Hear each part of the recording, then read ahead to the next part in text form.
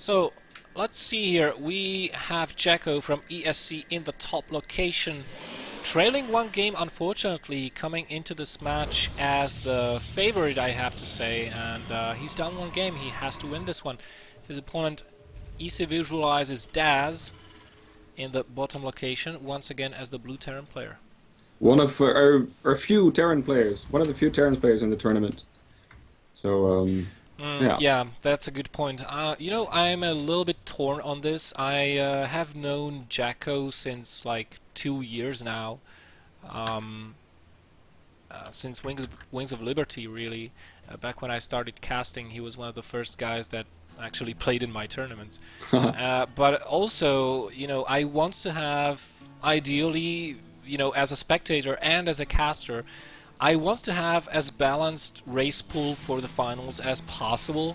So I'm actually obliged to root for the Terran as well. JackO is, he's one of my friends. I want to root for him as well. And Daz, it's like having two lovers and being unable to decide which one you go for life. So you keep one on the side just in case the first option does not pan out.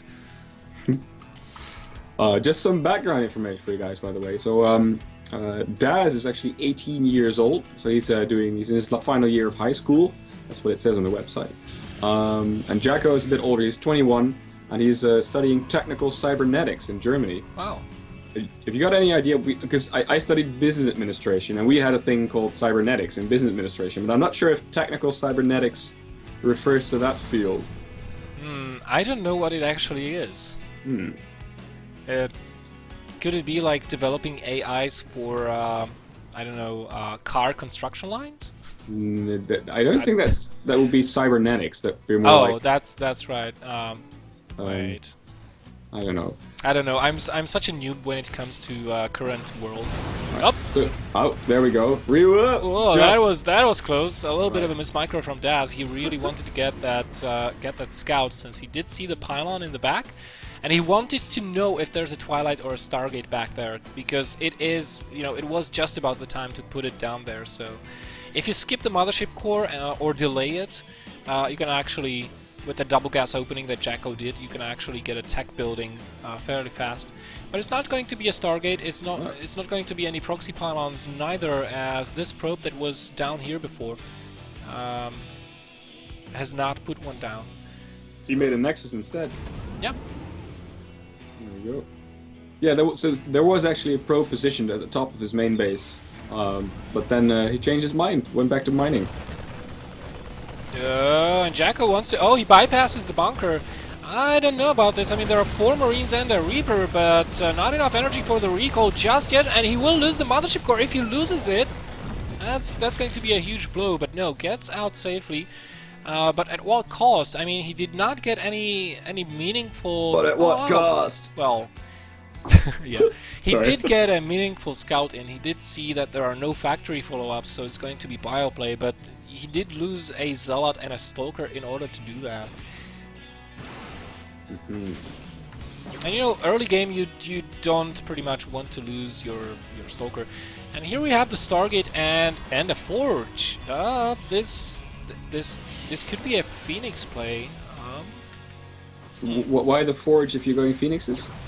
For the upgrades, for the armor upgrades, because if you go Phoenixes, I mean, it could be an Oracle into High Templars. That's another option, but yeah, it's probably going to be that. Oracle in production. Reaper loses its life, but gets an entire scout on the inside of JackO's. He's seen everything.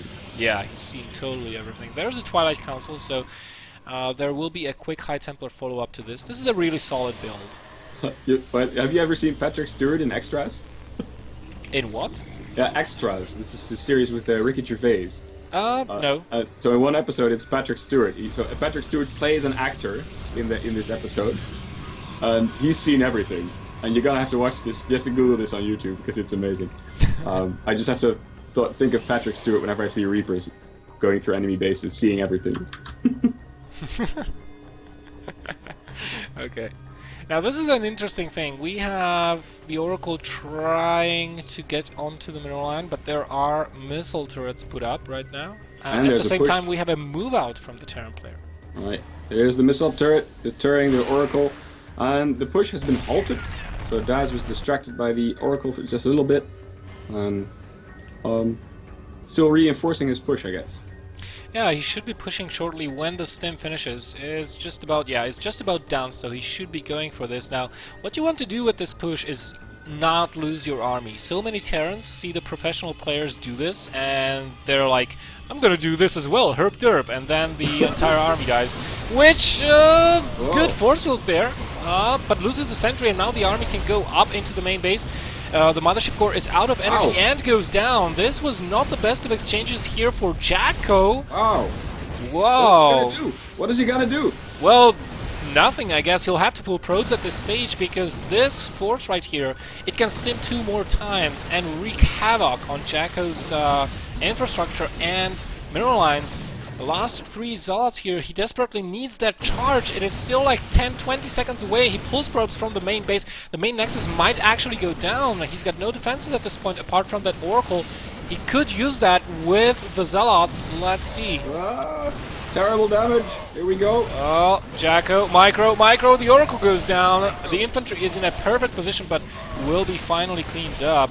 But if we take a look at the units lost and the resources lost, JackO lost 2.6 thousand resources compared to 1.7 thousand. And if you take a look at the units lost, Oracle, a sentry, 8 zealots, 12 probes, 2 stalkers, and a mothership core.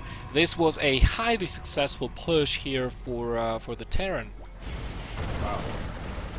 Yeah.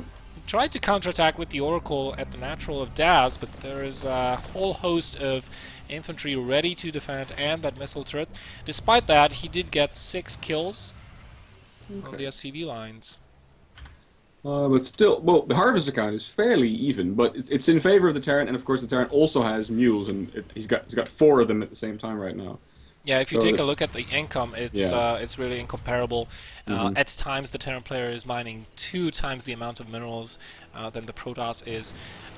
Basically, you know, at 11-12 minutes, you want to be approaching the 60 probe mark count as a Protoss player, and you want to have your storm almost down, or you know, 13-minute mark latest. We have the Templar archives only just about to finish, and the follow-up push is on the way. This is actually looking really good for Daz, and the building count for the Protoss player, he is on 4 gateways. 3 more are just about to finish, but he doesn't have the money to warp anything in. He's going to have to rely on these Archons. Yep, if they even finish on time. They finished just barely on time, but there we go. Terran army pulls back. Nice kiting here from the Terran, but not willing to commit fully. This is just going to be a harassment force. I would not be surprised if we see a load up into those 2 medevacs. You know, here's the thing. If JackO ever gets to the point where he has like 2 or 4 Templars with energy and Storm is finished, he should be fine. Because his +2 armor is just about to kick in as well, and this will stabilize his position a little bit defensive-wise.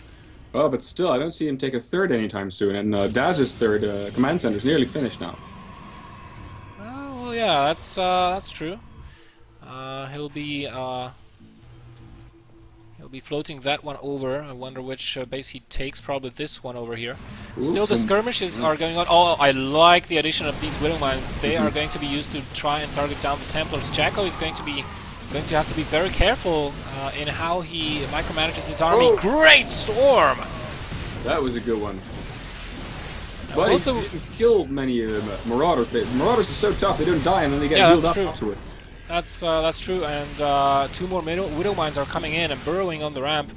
You know, with good Widow Mine placement, I think that Daz might actually, over time, just wear JackO down. Oh, takes out 1 Templar. Forces another one to morph into an Archon. This is a great move. That was a great maneuver there tactically from Daz. He still has some Archons and Zealots to contend with, and the Archon count is actually getting pretty high here, but he's focusing them down. Look how fast they're falling.